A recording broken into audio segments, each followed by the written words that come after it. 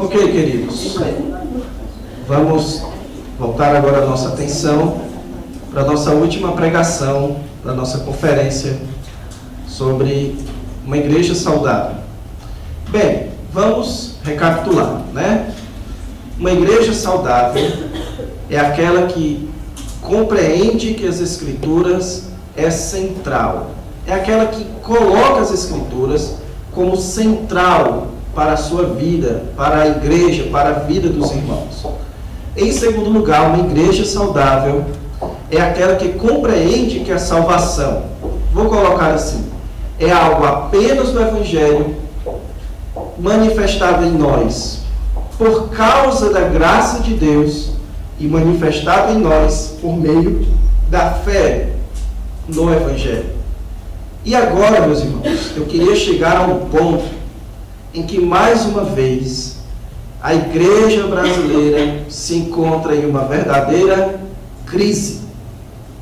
A igreja brasileira não tem glorificado a Deus.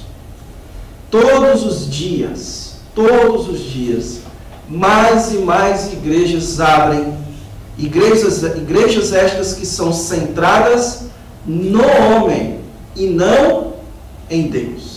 Igrejas feitas para satisfazer o homem e não a Deus. A música é centrada no homem e não a Deus. A pregação é centrada no homem e não a Deus. Tudo no culto, na igreja, é para o homem e não para Deus.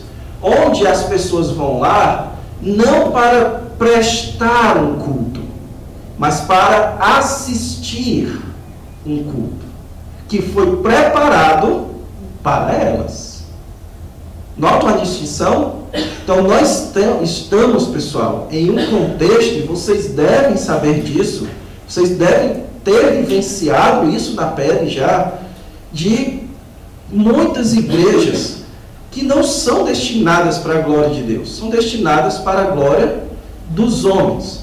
Só que a Bíblia é muito clara que tudo que existe deve existir para a glória de Deus.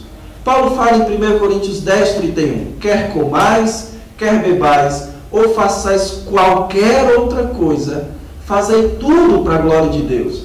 Ah, você vai passar a roupa, faça isso para a glória de Deus. Vai jogar uma bolinha com seus amigos, faça isso para a glória de Deus. Vai assistir um filme, faça isso para a glória de Deus. Tudo tem que ser feito para a glória de Deus. Existe, meus irmãos, um documento histórico das igrejas evangélicas muito famoso, chamado Breve Catecismo de Westminster, que antigamente era o que hoje nós conhecemos por catecismo. Alguém aqui já fez catecismo? Pronto. O que é o catecismo? É um bocadinho de pergunta com algumas respostas para lhe doutrinar. Então, os evangélicos também faziam muito isso antigamente, hoje bem menos. E a primeira pergunta desse catecismo, chamado Breve Catecismo de Westminster, é: qual é o fim principal do homem? E a resposta que ele coloca lá, com base bíblica, é: glorificá-lo, glorificar a Deus e gozá-lo eternamente. Ou seja, Deus nos trouxe a este mundo para glorificá-lo. Nós é que nos recusamos em fazer isso. A nossa vida, nós só viemos à existência para adorá-lo. E no culto público, meus irmãos, e quando eu falo culto público, é aquele culto de domingo à noite, a centralidade de Deus, a centralidade da glória de Deus, ela é muito mais expressa na adoração. No momento em que as pessoas se reúnem para adorar a Deus. A adoração pública é o termômetro da glória de Deus em uma igreja. O quanto essa igreja adora a Deus, ou como essa igreja adora, reflete a quem ela está adorando. Então, a adoração pública é algo que diz muito se nós temos glorificado a Deus ou glorificado ao homem. E eu quero falar sobre isso com vocês hoje, meus irmãos. Nós já falamos de pregação, já falamos de conversão, e agora eu quero falar com vocês sobre adoração. 3 elementos essenciais para uma igreja saudável: uma pregação centrada nas Escrituras, uma salvação que é vinda por Deus, dada por Deus, e uma adoração que é centrada em Deus. E eu quero dizer para vocês que uma igreja saudável é uma igreja com uma adoração saudável. Na verdade, eu ouso dizer que a adoração é o que nos mostra o sintoma se essa igreja é saudável ou não. Então nós precisamos cuidar que a adoração da igreja ela seja saudável. E há um texto, meus irmãos, nas Escrituras, que é o melhor texto que reflete o que é adoração diante de Deus. É o texto de Apocalipse, capítulo 4 e capítulo 5. Então é uma leitura um pouquinho longa, mas que vale muito a pena da gente acompanhar. Apocalipse, capítulo 4 e Apocalipse, capítulo 5.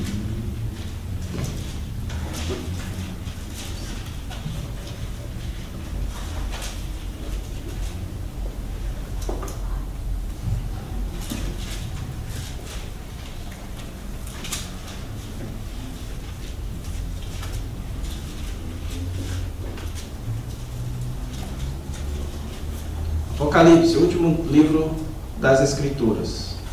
Pode ir lá para o final que você chega lá. Diz o seguinte, capítulo 4, versículo 1. Depois destas coisas olhei, e eis não somente uma porta aberta no céu, como também a primeira voz que ouvi, como de trombeta ao falar comigo, dizendo: sobe para aqui, e te mostrarei o que deve acontecer depois destas coisas. Imediatamente eu me achei em espírito, e eis armado no céu um trono, e no trono alguém sentado, e esse que se acha sentado é semelhante no aspecto à pedra de jaspe e de sardônio, e ao redor do trono há um arco-íris semelhante no aspecto à esmeralda. Ao redor do trono há também 24 tronos, e assentados neles 24 anciãos, vestidos de branco, em cujas cabeças estão coroas de ouro. Do trono saem relâmpagos, vozes e trovões. E diante do trono ardem 7 tochas de fogo, que são os 7 Espíritos de Deus. Há diante do trono um como queimar de vidro, semelhante ao cristal, e também no meio do trono e à volta do trono, 4 seres viventes, cheios de olhos por diante e por detrás. O primeiro ser vivente é semelhante a leão, o segundo semelhante a novilho, o terceiro tem o rosto como de homem, e o quarto ser vivente é semelhante à águia quando está voando. E os 4 seres viventes, tendo cada um deles, respectivamente, 6 asas, estão cheios de olhos ao redor e por dentro, não tem descanso nem de dia nem de noite, proclamando: Santo, Santo, Santo, é o Senhor Deus, o Todo-Poderoso, aquele que era, que é e que há de vir. Quando esses seres viventes derem glória, honra e ações de graças ao que se encontra sentado no trono, ao que vive pelos séculos dos séculos, os 24 anciãos prostrar-se-ão diante daquele que se encontra sentado no trono, adorarão o que vive pelos séculos dos séculos, e depositarão as suas coroas diante do trono, proclamando: Tu és digno, Senhor e Deus nosso, de receber a glória, a honra e o poder, porque todas as coisas tu criaste, sim, por causa da tua bondade vieram a existir e foram criadas. Vi na mão direita daquele que estava sentado no trono um livro escrito por dentro e por fora, de todo selado com 7 selos. Vi também um anjo forte que proclamava em grande voz: Quem é digno de abrir o livro e de lhe desatar os selos? Ora, nem no céu, nem sobre a terra, nem debaixo da terra, ninguém podia abrir o livro, nem mesmo olhar para ele. E eu chorava muito, porque ninguém foi achado digno de abrir o livro, nem mesmo de olhar para ele. Todavia, um dos anciãos me disse: não chores, eis que o leão da tribo de Judá, a raiz de Davi, venceu para abrir o livro e os seus 7 selos. Então vi no meio do trono e dos 4 seres viventes, e entre os anciãos de pé, um cordeiro como tendo sido morto. Ele tinha 7 chifres, bem como 7 olhos, que são os 7 Espíritos de Deus enviados por toda a terra. Veio, pois, e tomou o livro da mão direita daquele que estava sentado no trono. E quando tomou o livro, os 4 seres viventes e os 24 anciãos prostraram-se diante do cordeiro, tendo cada um deles uma harpa e taças de ouro cheias de incenso, que são as orações dos santos, e entoavam um novo cântico, dizendo: digno és de tomar o livro e de abrir-lhe os selos, porque foste morto e com teu sangue compraste para Deus os que procedem de toda tribo, língua, povo e nação. E para o nosso Deus os constituíste reino e sacerdotes, e reinarão sobre a terra. Vi e ouvi uma voz de muitos anjos ao redor do trono, dos seres viventes e dos anciãos, cujo número era de milhões e milhares de milhares, proclamando em grande voz: digno é o cordeiro que foi morto, de receber o poder e riqueza e sabedoria e força, e honra e glória e louvor. Então ouvi que toda criatura que há no céu e sobre a terra, debaixo da terra e sobre o mar, e tudo o que neles há, estava dizendo: àquele que está sentado no trono e ao cordeiro, seja o louvor e a honra e a glória e o domínio pelos séculos dos séculos.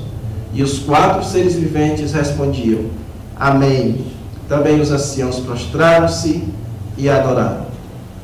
Vamos orar. Santo Deus, a Tua palavra está mais uma vez aberta diante de nós. O texto da Tua palavra foi lido agora para nós, Senhor. E nós queremos clamar a Ti a Tua ajuda, o Teu auxílio para entendê-lo bem, para praticá-lo bem também, Senhor. Nos direciona ao texto, Senhor. Nos direciona a Tua palavra, meu Pai, porque só ela nos traz o andar correto diante de Ti, e nos dá humildade para recebê-la, as Suas exortações, e também, ó Deus, humildade para recebê-la, as Suas motivações. Em nome de Cristo é que nós Te oramos. Amém, Senhor. Irmãos, o livro de Apocalipse, ele foi escrito por João quando ele estava exilado em uma ilha chamada Patmos. Este livro foi escrito com o objetivo de animar cristãos que estavam sendo perseguidos. Então, João estava querendo falar aqui para eles acerca da volta de Cristo, das coisas futuras, que eles tivessem ânimo, porque Cristo há de vir e resolver o problema da perseguição, do sofrimento e tudo isso. E o livro de Apocalipse, ele é uma série de visões do apóstolo João. No total foram 4 visões. A primeira visão se constitui na aparição de Cristo, em que ele dita as cartas às 7 igrejas. O nosso texto aqui é a segunda visão que João teve. Nessa visão, é o derramamento da ira de Deus que João tem em vista. Período esse chamado de grande tribulação. Se você quiser ouvir mais sobre ele, não falte o culto amanhã. Nós falaremos sobre isso. Porém, no início da visão, João presenciou, meus irmãos, a cena mais impressionante que um ser humano teria o prazer de presenciar. A adoração, como ela acontece diante do trono de Deus. Tenta imaginar aqui, meus irmãos, anjos proclamando diante de Deus. Imaginem as melodias. Ele fala aqui de harpas, de instrumentos musicais. Imaginem instrumentos musicais muito bem tocados, vozes muito belas, um coral gigantesco de vozes. Eu imagino, meus irmãos, que a cena que João presenciou aqui foi a cena mais sublime que ele deve ter visto na vida dele. E nunca nessa vida nós poderemos experimentar algo dessa natureza, a não ser que Deus, por sua ação soberana, queira nos conceder. Só que ainda não presenciamos isso. Um dia nós presenciaremos. Só que essa adoração relatada aqui em Apocalipse, meus irmãos, é a adoração ideal a Deus. É a adoração que é feita do jeitinho que Deus quer adorar, quer ser adorado. A adoração celestial é a adoração em sua forma mais pura, mais sublime, mais correta. Então, se nós quisermos ter uma adoração correta nas nossas igrejas, o que nós precisamos fazer é imitar a adoração celestial. E esta é a ideia central que eu quero tratar com vocês aqui. Que a adoração ideal é aquela que imita a adoração celestial. A adoração correta a Deus é aquela que imita a adoração que é feita pelos anjos no céu. É claro que nós jamais seremos sem falhas, como os anjos são. Mas nós precisamos nos esforçar para que nos nossos cultos isso daqui seja representado. Deus ser adorado do jeito que Ele gosta de ser adorado.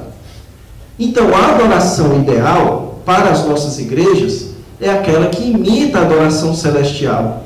Mas quais são as características da adoração celestial? Eu quero apresentar para vocês, meus irmãos, 3 características que o texto apresenta acerca da adoração celestial, que a adoração na igreja precisa imitar.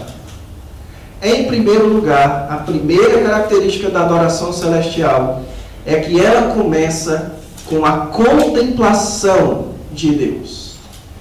E por contemplar, meus irmãos, o dicionário define a palavra contemplar como observar, mirar em alguma coisa. É como vocês, mulheres, que vão lá para o shopping. Qual é o nome do shopping daqui? Bela-Star. Como? Bela-Star. Bela-Star? É. Pronto, você vai lá para o Bela-Star e aí você vê aquele vestido decente, né, de crente, que você acha belo. E você vê aqueles traços, aquelas cores belíssimas. Então ali você está contemplando o vestido. Você está admirando o vestido. Você está fixando os seus olhos em algo que ocupa a sua admiração. E essa palavra não ocorre no texto que nós lemos, mas a atitude ocorre aqui em vários momentos. Veja aqui, meus irmãos, que no céu tudo é voltado para um ponto: o trono. Não existe nada que aconteça no céu que não seja voltado para o trono. É isso que ele fala aqui, no versículo 2. Imediatamente eu me achei em espírito, e eis armado no céu um trono, e no trono alguém sentado. Então, a adoração no céu, ela está voltada para este trono. E este ser que está sentado no trono, ele ocupa a atenção de todos os que estão no céu, de tal forma que ninguém que está na presença de Deus não é capaz de olhar para ele e não achá-lo a coisa mais maravilhosa que já viu na vida. Então, tudo o que acontece no céu, meus irmãos, acontece voltado para Deus. Tudo, a adoração aqui, ela começa com os seres celestiais mirando, contemplando, admirando aquele que está no trono. E nós vemos aqui 2 pessoas neste trono. O texto diz que o Pai está sentado no trono e que o Cordeiro está sentado no trono. Então eu quero tratar com você aqui como é que o Pai e o Cordeiro são contemplados. João nos dá várias características aqui sobre Deus, que são contempladas pelos seres celestiais. Mas eu quero ressaltar com vocês pelo menos 3. A primeira está aí no versículo 2. Deus é contemplado em sua soberania. Porque Deus é visto assentado em um trono. E você precisa ter em mente que na época que João escreveu esse livro, quem dominava o mundo naquela época era o Império Romano. E o Império Romano, ele tinha uma cidade sede, que era a cidade de Roma. E na cidade de Roma tinha um lugar sede, que era o palácio do imperador. E neste palácio tinha um trono, onde o imperador, sentado naquele trono, tinha o direito de mandar e desmandar no que acontecia no império. E o que João está dizendo aqui para eles é isso daqui. Olha só. Existe um imperador naquela cidadezinha de Roma que domina e persegue vocês. Este imperador, ele domina apenas esse pedaço de terra aqui. Existe alguém que está sentado em um trono celestial. Alguém que está sentado no trono de todo o universo. Aquele que tem o direito de reinar sobre todas as coisas. Aquele que é completamente soberano. Que enquanto esses governantes regem, depois morrem, este governante que está sentado no trono, ele vive pelos séculos dos séculos. E manda e desmanda no universo inteiro. Então Deus é contemplado nos céus em sua soberania. Ele está sentado em um trono. Mas ele também é contemplado, no verso 3 aí, em seu amor. Veja que o verso 3 fala de um arco-íris semelhante no aspecto à esmeralda. Irmãos, a gente precisa aprender a interpretar a Bíblia usando a Bíblia. Então, ao você ler aqui que há um arco-íris, você não pode pensar, bem, um arco-íris tem 7 cores.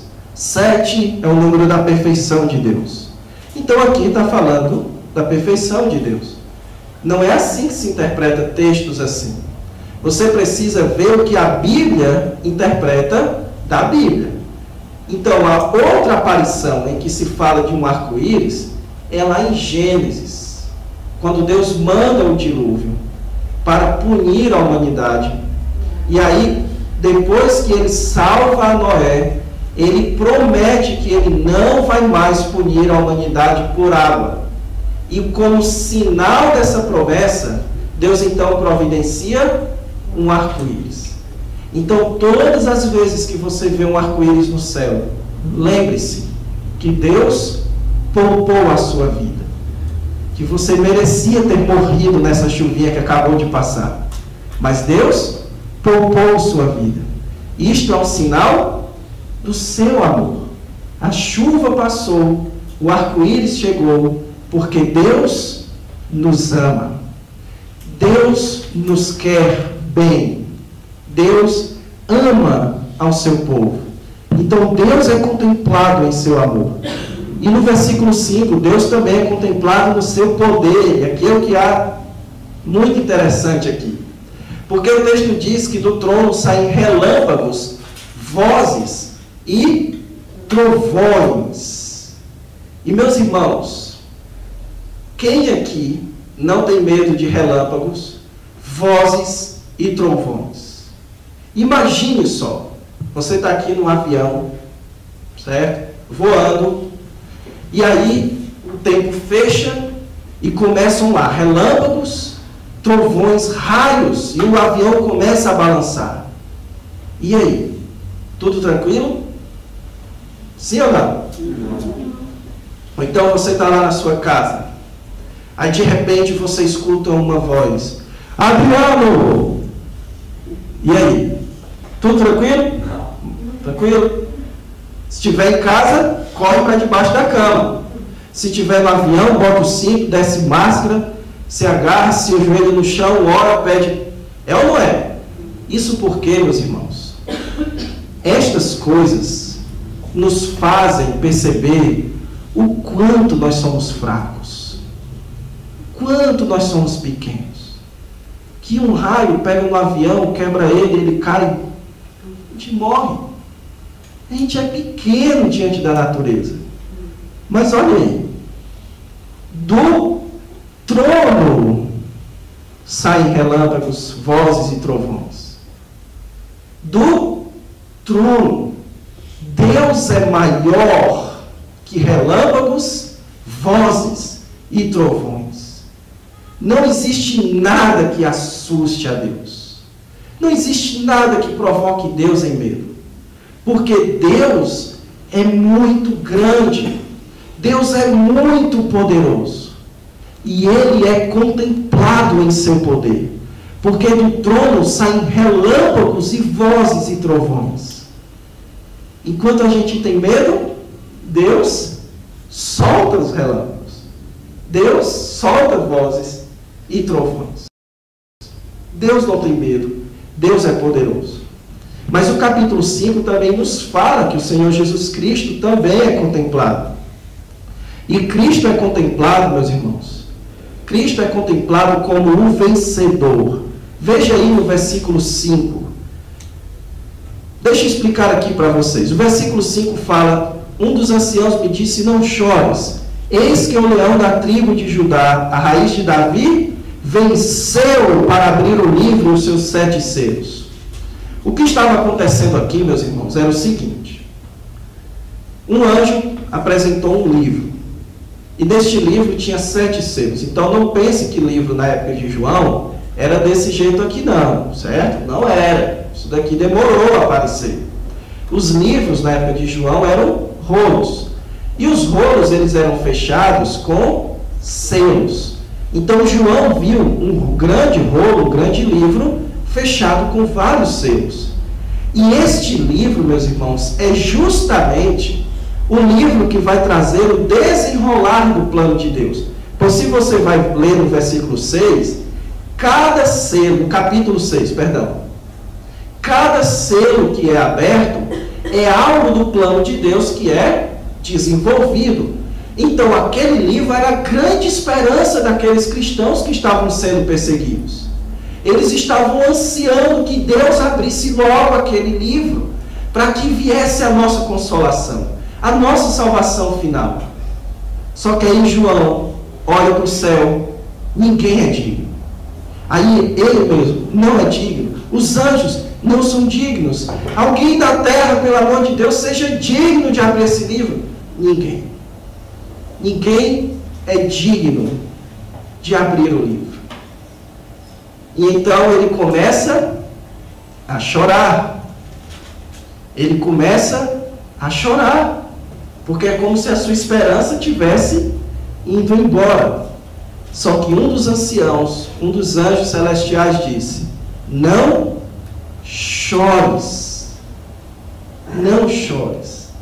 Porque alguém venceu e é digno de abrir este livro. O Senhor Jesus Cristo, meus irmãos, Ele veio ao mundo para cumprir o plano de Deus, para ser perfeito cumpridor da vontade de Deus. E Ele então venceu. E como Cristo venceu, meus irmãos? Como Cristo venceu? Cristo na cruz do Calvário, quando Ele ressuscitou dos mortos, Ele venceu o maior dos nossos inimigos, que é a morte. Nem mesmo a morte foi capaz de segurar Cristo.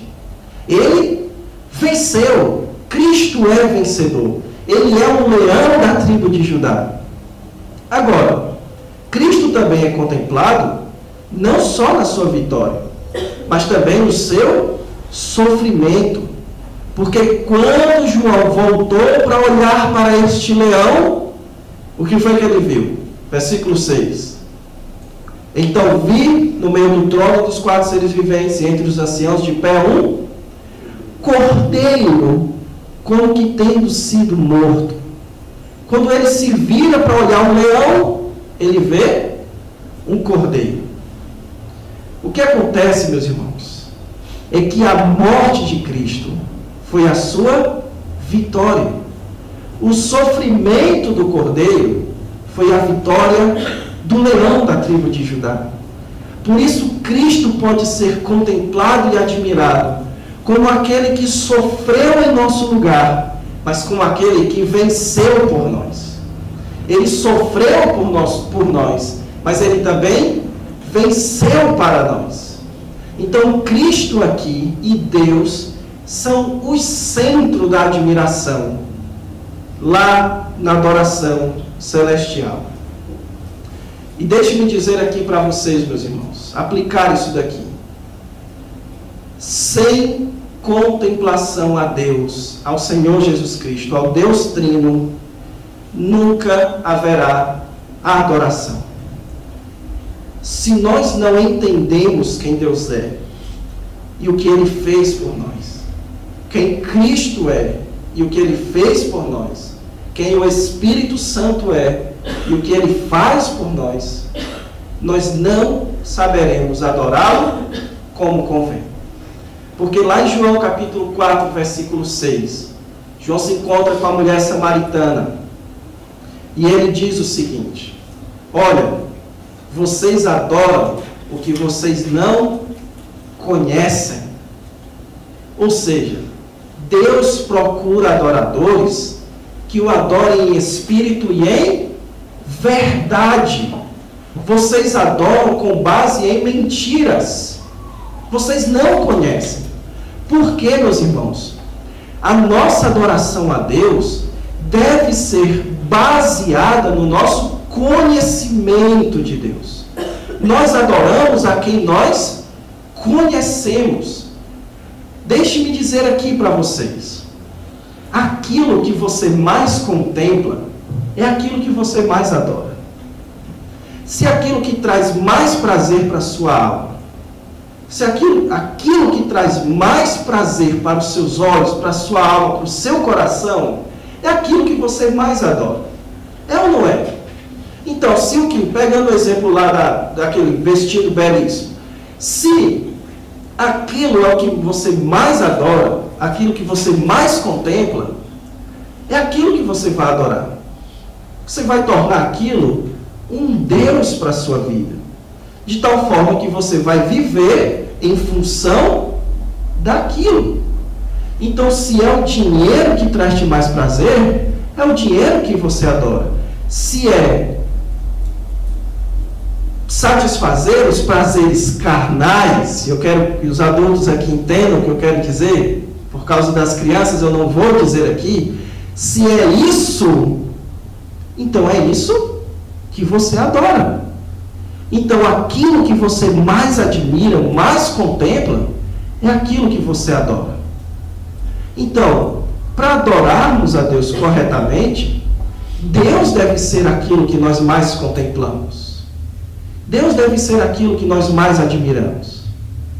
O problema, meus irmãos, é que nós temos perdido muito tempo admirando muita coisa que não é Deus. Muito tempo. A gente passa a semana toda contemplando novela, contemplando revista, tititi, quem, caras, essas porcarias que só servem para fazer fogueira, contemplando essas besteiras, inutilidades da vida. E não contemplamos a Deus. Não lemos sobre Deus. Não aprendemos quem Deus é e o que Ele faz por nós. Nós não nos enchemos de Deus, porque nós não o admiramos. Ele não é grande coisa para a gente. Se não é assim, não vamos adorar. A gente vai para a igreja, a gente vai cantar, da mesmo jeito que a gente chega no nosso quarto e liga o rádio e canta. É automático, é legal cantar, todo mundo gosta.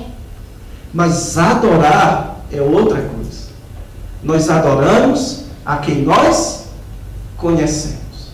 Então a adoração pública, a adoração a Deus no culto, ela deve ser motivada e baseada na contemplação a Deus. Em segundo lugar, a segunda característica da adoração celestial que devemos imitar é que a adoração celestial, ela começa na contemplação, mas ela é movida por contrição. Alguém contrito, meus irmãos, é alguém triste, alguém arrependido. A contrição acontece quando alguém contempla a glória de Deus e não se aguenta diante dela. não se aguenta com o tamanho que nós somos diante do tamanho que Deus é. Estar contrito diante de Deus é assumir que nós somos pequenos e insignificantes diante dele. E a contrição é um resultado lógico da contemplação. Porque se você contempla a grandeza de Deus, você percebe que você é pequeno. E o texto nos mostra, meus irmãos, que mesmo os anjos do céu, que não têm pecado, eles ficam contritos diante de Deus, diante da glória de Deus. Veja aí no capítulo 4, versículo 8, que eles assumem uma posição de adorador. Olha só, e os 4 seres viventes, tendo cada um deles, respectivamente, 6 asas, estão cheios de óleo ao redor e por dentro. Não tem descanso, nem de dia nem de noite, proclamando. Irmãos, a maioria dos intérpretes defendem que estes 4 seres viventes aqui de Apocalipse, eles representam a completude da criação. Ou seja, o texto diz que cada ser vivente tem um rosto. Um tem rosto de leão, outro tem rosto de novilho, outro tem rosto de homem e outro tem rosto de águia. Então, comparando Bíblia com Bíblia, seria um representa os animais selvagens, outros representam os animais domésticos, outro representa a humanidade e outro representa Cristo ou os seres, aliás, Cristo não, os animais voadores, certo? Os animais, os seres que voam, que é semelhante à águia quando está voando. Irmãos, não tem como fechar a questão aqui. Não tem como dizer de fato é isso. Mas o que nós notamos aqui é que estes seres adoram a Deus constantemente. Eles não param de adorar, eles não têm descanso. E isso, meus irmãos, é contrição. Isso é contrição. Por quê? Porque diante do Deus vivo, eu não posso perder tempo. Essa é a ideia. Diante do Deus grandioso, eu não posso fazer outra coisa senão adorá-lo. Isso é contrição, porque isso é reconhecer quem nós somos e quem Deus é. Deus é o ser a ser adorado e nós somos, então, seus adoradores. Então, a contrição é nós assumirmos que somos adoradores diante de Deus e que estamos aqui para adorar. Estamos aqui para viver para a sua glória. Mas também esses seres celestiais demonstram contrição ao apresentar que são devedores de Deus. Olha só no capítulo 4, verso 9 e 10. Ele diz: quando esses seres viventes derem glória, honra e ações de graça ao que se encontra sentado no trono, ao que vive pelo século dos séculos, os 24 anciãos, eles se prostram e adoram, depositando as suas coroas diante do trono. Irmãos, mais uma vez, não tem como fechar aqui quem são os 24 anciãos. Mas olha a atitude deles. Eles se prostram. Isso é um sinal de reverência. Eles estão prostrados diante de Deus. Só que eles têm coroas na cabeça. E naquela época lá de João, as coroas eram recompensas. Então, você ganhava uma partida de tênis, o que você ganhava não era troféu, era uma coroa naquela época. Então, eles haviam sido recompensados por meio de uma coroa. Só que diante de Deus, não há recompensa para mim. O que mereço eu? O que eu sou? Diante de Deus, o que eu tenho que fazer é pegar a minha coroa e dizer: não, minha não, para ti. Nada de honra para mim, toda a honra para ti. Isso, meus irmãos, é contrição. Nada para minha glória, Senhor, tudo para a tua glória. Nada para mim, tudo para ti. Isso é assumir uma posição de contrição diante de Deus. Mas também, meus irmãos, assumir uma posição de contrição é reconhecer o nosso pecado. Não está aqui no texto, porque o texto aqui só fala de anjos, só fala de seres celestiais. Mas em todas as Escrituras, todas as vezes que Deus se manifestou a alguém com a sua glória, o resultado sempre foi o mesmo. As pessoas caem no chão e pedem: se afasta de mim, Senhor, porque eu sou muito pecador. Quando Deus apareceu para Moisés em Êxodo capítulo 34, versículo 8, Moisés se lançou na terra, o texto diz lá. E tenta imaginar a cena, meus irmãos. Moisés está aqui ansioso, porque ele pediu para Deus mostrar a sua glória. Então ele estava aqui na expectativa. Na hora que Deus mostra, qual é a atitude dele? Ele se joga na terra, ele cai no chão e começa a adorar a Deus, mas caído lá no chão. E clamando: Senhor, perdoa a nossa iniquidade, porque são muitas. Em Isaías capítulo 6, quando Isaías teve o privilégio de ver a sala do trono de Deus, o que ele disse? Estou perdido, porque eu sou um homem de impuros lábios. Eu estou perdido, acabou o fim para mim. Lá em Ezequiel, capítulo 1, verso 28, quando Deus apareceu para Ezequiel, o texto diz que ele caiu com o rosto na terra, meus irmãos. Ele esfregou o rosto no chão, demonstrando que eu estou o mais baixo que eu posso diante da glória de Deus. É isso que o pecado faz comigo. Eu vou para o mais baixo possível. E quando Pedro estava lá no barco com o Senhor Jesus Cristo, e Jesus repreende os mares, repreende os ventos. Quando Jesus faz tudo aquilo e manifesta a sua glória. Não, anotei aqui para não errar. Quando Jesus faz aquela pesca maravilhosa, quase que eu erro. Eles passaram a noite pescando, não conseguiram nada. Aí Jesus vai lá, e quando Jesus está no barco, a pesca é maravilhosa. Então Pedro conseguiu ver o quão glorioso Cristo era. Lembra o que ele disse? Lembram? Se afasta de mim, Senhor. Se afasta de mim, porque eu sou pecador. E Cristo, com a sua graça, disse: fica comigo, porque eu vou te fazer pescador de homens.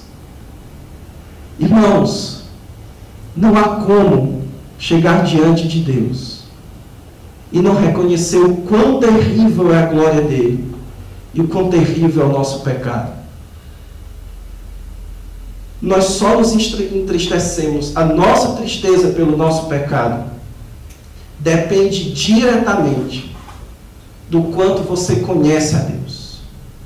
Se Deus é um ser grande demais para você, pecar, meus irmãos, é uma ofensa gravíssima, é algo que eu não deveria fazer, porque Deus é muito grande e eu estou diante dele. Isso é contrição. Isso é assumir uma posição de contrição. Irmãos, há uma música muito conhecida, não sei se vocês conhecem essa música, espero que não, mas talvez conheçam, que ela diz o seguinte: vem, esta é a hora da adoração. Já ouviram? Vem dar a ele seu coração. Aí é que vem a blasfêmia. Vem, assim como estás, para adorar. Assim como estás, meus irmãos. Vem assim como estás. Como é isso? Para mim, isso é uma blasfêmia e uma heresia ao mesmo tempo. Blasfêmia porque isto é um insulto à glória de Deus. Como é que eu chego diante de Deus assim como estás? Quando Deus foi aparecer para o povo de Israel lá no Sinai, no Egito, ele disse: olha, lava a roupa de todo mundo, nada de relações, nada disso, que é para o povo se apresentar puro diante de mim. Nada. Se preparem. Ezequiel diz: se preparem para encontrar-se com Deus.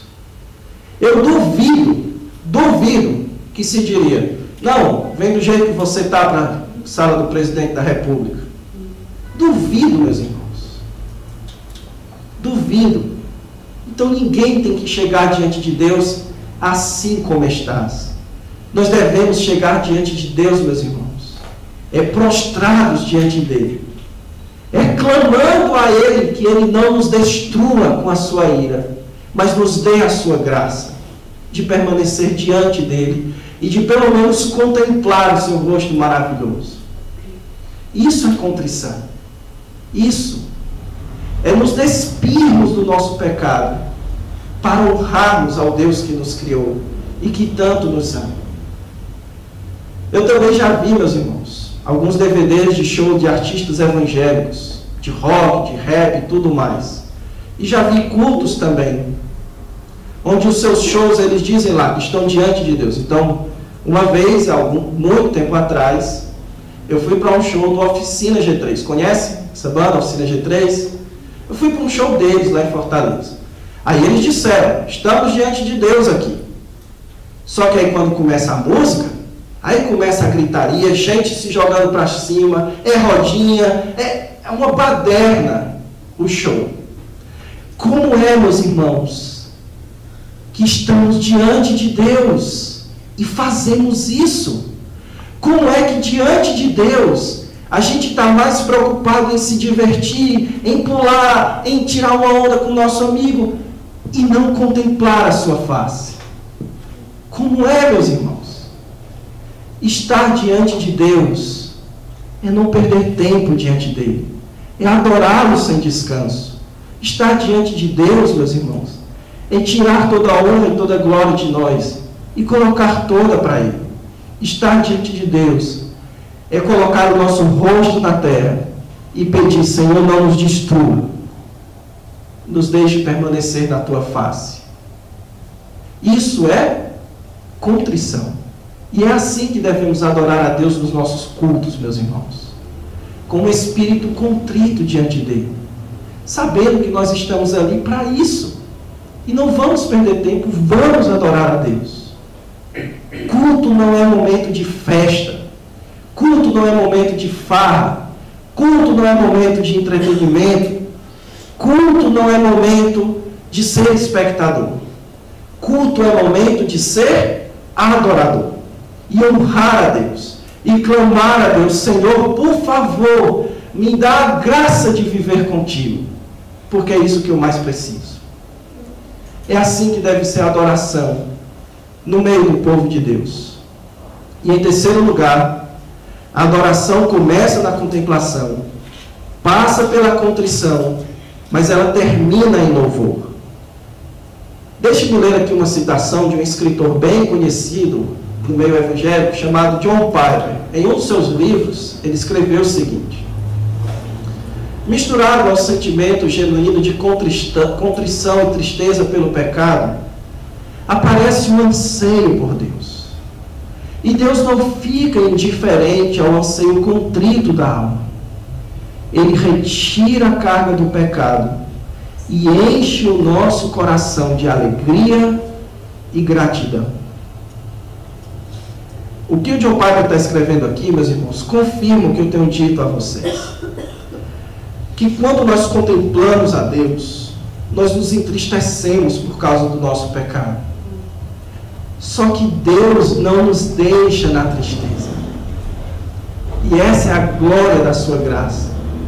Deus não nos deixa prostrados no chão.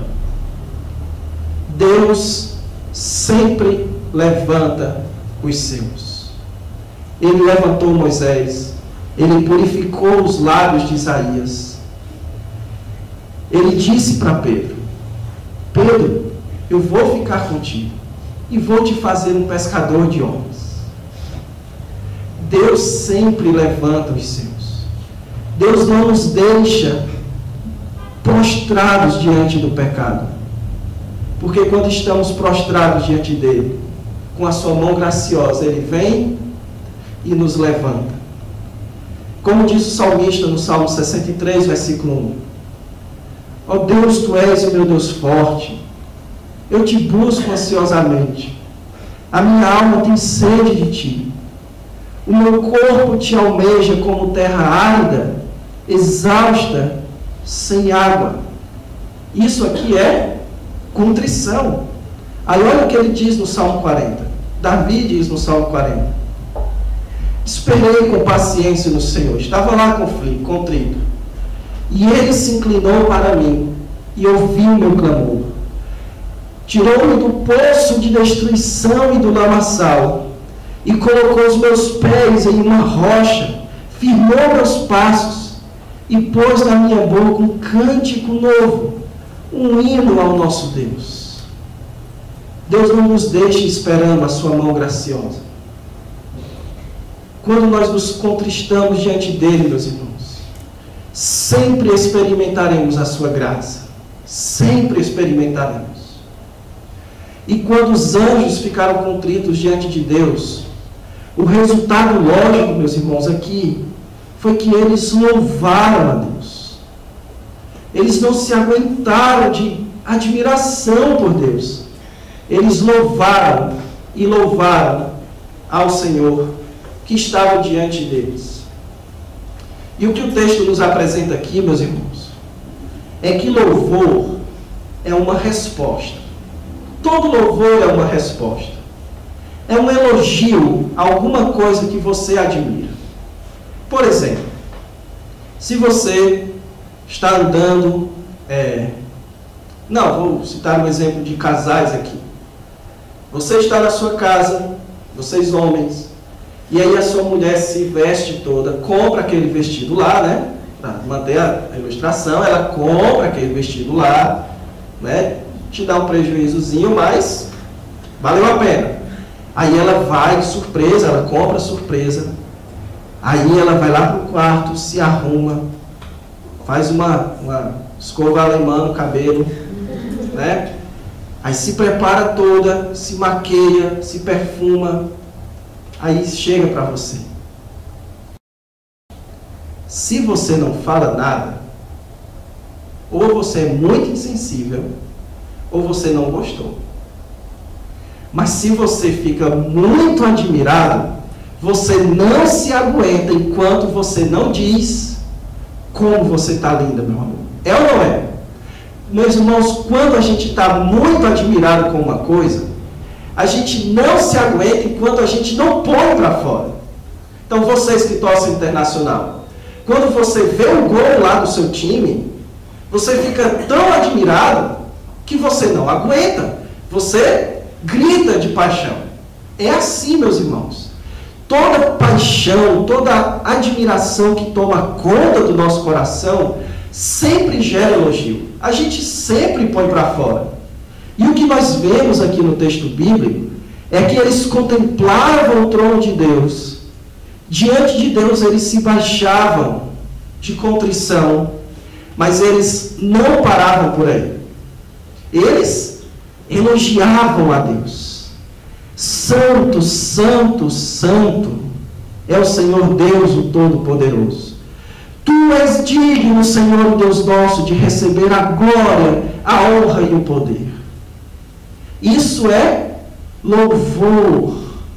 Você está admirado, contrito diante de Deus, e você não se aguenta enquanto você não louva, não admira, não elogia a Deus.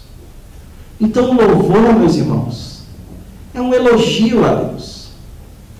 E elogios só provém, verdadeiros elogios, só provém de corações admirados. Então, na nossa igreja, o que nós precisamos é de pessoas admiradas por Deus. Se nós tivermos pessoas ali que estão apaixonadas por Deus, o elogio vai ser a Deus. A adoração vai ser a Deus. Mas também, meus irmãos, o louvor não é só um elogio. O louvor também é testemunho. Porque eu quero chamar a sua atenção para um detalhe muito interessante aqui. Vá lá no capítulo 5. Veja aí, no versículo 9, a mesma coisa. Eles admirados, contritos, certo? Eles todos lá. E o versículo 9 diz: e entoavam um novo cântico, dizendo: digno és de tomar o livro Está vendo que o es aí representa que eles estão falando diretamente ao Cordeiro. Digno és, eles estão elogiando ao Cordeiro. Eles estão admirando, pondo para fora sua admiração ao Cordeiro. Mas olha só no versículo 12. Proclamando em grande voz, digno é o Cordeiro. Agora eles não estão necessariamente falando ao Cordeiro, eles estão falando do Cordeiro. Então agora o louvor está funcionando como um testemunho público. Digno és. Então eles, diante deles, uns com os outros, digno é o Cordeiro. Porque o louvor, meus irmãos, ele não apenas representa o quanto a igreja admira a Deus, mas o louvor também representa como a igreja admira a Deus. Não é apenas quanto, porque se a igreja canta com vigor e louva a Deus, é porque ela está muito admirada, muito grata por Ele. Mas também o louvor representa o que essa igreja pensa de Deus. Sendo assim, meus irmãos, se o louvor tanto é elogio, quanto o louvor é testemunho, deixe-me fazer aqui algumas aplicações. Quem admira a Deus só se contenta quando o louva. E isso corrige uma falha muito grande que muitos crentes podem cometer no culto. Deus nos deu o privilégio de morar num país livre, onde podemos nos reunir para louvar com música, instrumentos, grupos musicais. E nós desvalorizamos isto. Este momento da adoração pública. Pode ser por meio de chegar atrasado no culto. Muitos têm aquele pensamento de que a pregação é a hora mais importante do culto. Já ouviram isso? Que a pregação é a parte mais importante do culto. E, meus irmãos, isso não é verdade. A parte mais importante do culto é o culto. Tudo é culto a Deus. Tudo deve ser feito com muita atenção, com muita dedicação. Então não existe aquela história de que, eu vou perder o louvor porque o mais importante é a parte da pregação. Não existe isso. Como é que uma pessoa que está tão admirada por Deus vai perder a grande oportunidade de colocar isso para fora? Como é? Então, a parte mais importante do culto é o culto a Deus, é cantar a Deus, é ouvir de Deus, é falar com Deus. Isto é cultuar a Deus. Também nós muitas vezes desprezamos este momento quando nós cantamos baixinho, sem atenção, sem dedicação. Isso, meus irmãos, só representa o quanto você admira a Deus. Se você é muito admirador de Deus, você será um grande elogiador de Deus. E quanto ao fato do louvor ser testemunho, isso nos dá um forte critério na escolha das músicas que nós vamos colocar no louvor. Então, eu penso que eu estou falando aqui a uma igreja que está nascendo e que vai ter muitos anos de vida. Deixe-me dizer a vocês, o que uma igreja canta é o principal sintoma do que ela pensa. Então, o louvor testemunha o que a igreja pensa sobre Deus. Então, o principal critério na escolha das músicas é o que a Bíblia ensina sobre Deus.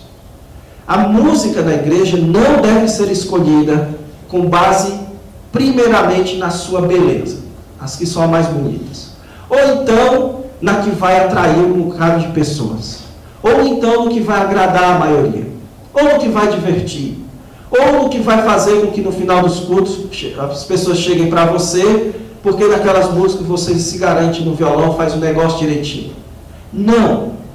A música na igreja é um testemunho da fé da igreja. Então, o que você canta no culto é o que a igreja pensa sobre Deus. Porque louvor é testemunho. Então é necessário que as pessoas que escolhem os cânticos na igreja, antes de serem bons em música, sejam bons em teologia, em Bíblia. Porque assim como você não vai dar o púlpito para uma pessoa que não sabe nada de Bíblia, decidiu que vai falar para você, você também não vai dar a responsabilidade de uma pessoa que não entende de Bíblia escolher o que a igreja vai cantar. Por quê, meus irmãos? Porque ela não vai ter a capacidade de julgar a música com base no conhecimento das Escrituras. A música na igreja deve refletir o que a igreja pensa.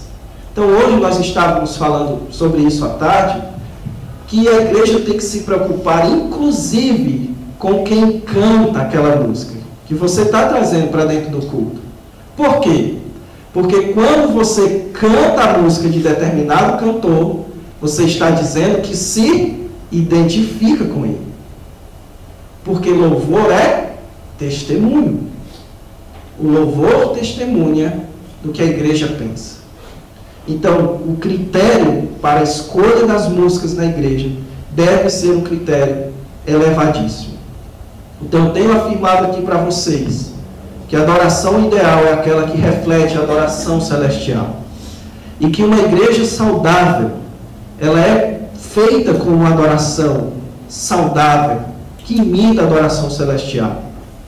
E para encerrar, meus irmãos, eu quero terminar aqui com 4 conselhos práticos sobre esse assunto. Em sua igreja, tenha o maior zelo possível com a adoração, pois a adoração é o que mais expressa o quanto a igreja valoriza a Deus. Então, não trate a adoração no culto como um apêndice, como uma preparaçãozinha para a pregação, como algo que, se não tivesse, também estava valendo. Não é assim, meus irmãos. Não é assim. Deus tem que ser adorado. Quando os discípulos se reuniam para cultuar, eles sempre cantavam cânticos.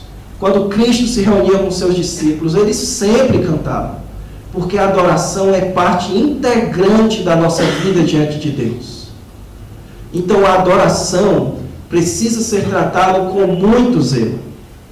Então, coloque na adoração os seus melhores crentes, os seus melhores instrumentistas, os melhores cantores. Ontem a gente estava conversando, anteontem, aquela conversa assim: ah, irmãos, eu não tenho uma boa voz, não, mas para Deus, Deus recebe. Não é assim. Não é assim. Certo? Então, eu disse naquele dia para Manu, em casa, a gente faz o que a gente pode melhor, o que a gente pode de melhor. Na igreja, canta quem melhor pode. Certo? Então, se na igreja o que canta melhor é o que desafina menos, então ele é o que é para cantar. Aí, o que eu estou querendo dizer é que a adoração precisa ser tratada com muito zelo, com muito cuidado, assim como a pregação. Em sua igreja, segundo o conselho, escolha cânticos baseados no quanto ele pode nos falar das Escrituras, acima de qualquer outro critério. Se a adoração é baseada na contemplação, então ela deve ser baseada nas Escrituras, que é onde nós contemplamos a Deus. Então, qual o principal critério na escolha dos cânticos? Qual é o que mais me ensina das Escrituras? Pronto. Beleza é o segundo critério, mas o primeiro é qual é o que mais ensina as Escrituras. Terceiro conselho: valorize músicas que falam mais de Deus e menos do homem. Não valorize no culto público. Não estou dizendo para não tirar, tem o seu lugar.